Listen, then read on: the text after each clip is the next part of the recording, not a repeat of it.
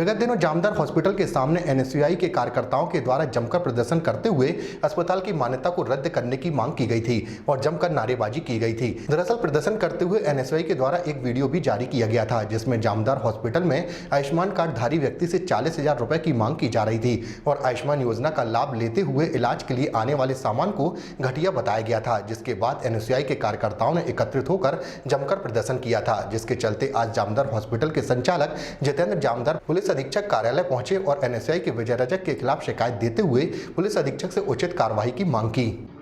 आप सब जानते हैं कि कुछ दिनों पहले हमारे अस्पताल के सामने कुछ असामाजिक तत्वों ने हंगामा करने का प्रयत्न किया।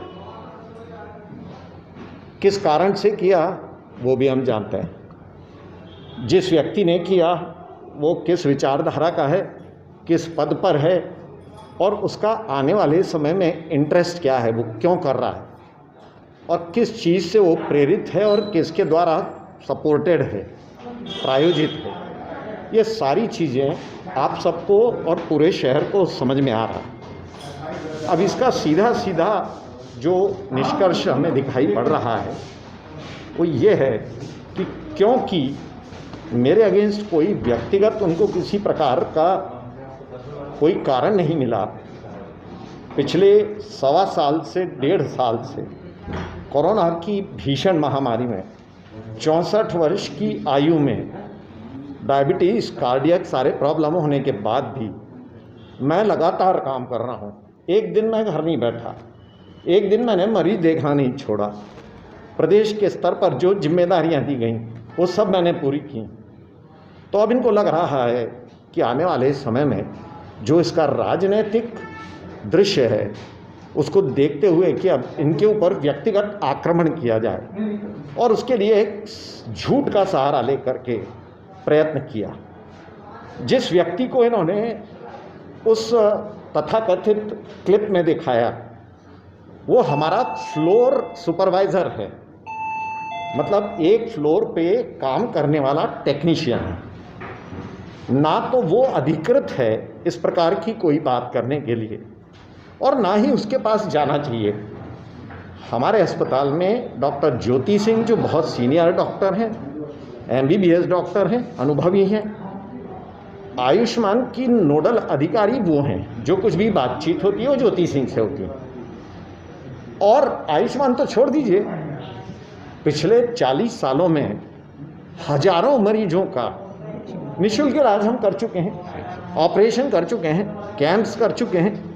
आप भी सब स्वयं जानते हैं कि सबके परिवारों में लगभग कहीं ना कहीं आपके कभी ना कभी मैंने इलाज किया है। तो पैसे का तो कहीं कोई प्रश्न ही नहीं है, प्रश्न है सिद्धांत का। और बड़ा सीधा सीधा है कि माननीय नरेंद्र मोदी जी ने जो एक सिस्टम बनाई है आयुष्मान की, पूरे देश के गरीबों को राहत देने के लिए, और माननीय शिवराज सिंह चौहान जी ने जो इसको कोरोना के लिए अधिकृत करा करके जो काम किया है, उसके अगेंस्ट जाने का तो कोई प्रश्न ही नहीं पैदा होता। अच्छा, पूरा इंटरव्यू जो उन्होंने शूटिंग किया वो भी नहीं दिखाया, पूरे प्रश्न भी नहीं दिखाए।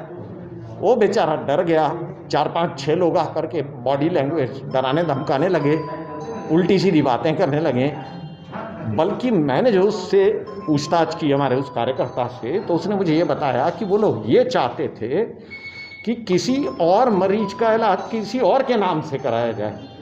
तो उसने कहा कि भाई ये काम हमारे यहाँ होता नहीं, जो सच है और सब लोग जानते हैं उस बात। जितना एथिकल इलाज हमारे अस्पताल में होता है शायद और कहीं नहीं होता है। हमारा निवेदन SP साहब से केवल इतना है कि जब कोरोना की इतनी घोर महामारी के अंदर टोटल लॉकडाउन चल रहा है, उस समय अस्पताल का घेराव करने का प्रयत्न करना अपने आप में एक जघन्य अपराध है, क्योंकि अस्पताल एक मंदिर है। क्या मांग कर रहे हैं? हम लोग तो कह रहे हैं कि उसको तुरंत अरेस्ट करना चाहिए, उसके ऊपर कड़ी से कड़ी धाराएं लगाना चाहिए और वो दोषी है उसको सजा मिलनी चाहिए। आप क्या कार्रवाई करेंगे? आज IMA एसोसिएशन द्वारा एक ज्ञापन दिया गया, जिसमें जो विजय रजक हैं एवं NSY के अदर मेंबर्स हैं, उनके द्वारा जो इनका कहना है कि ज्ञापन में कि अनावश्यक जो उन पर आरोप लगाना और अनावश्यक जो है दवा बनाना और अनावश्यक जो है जो भी लॉकडाउन का जो अभी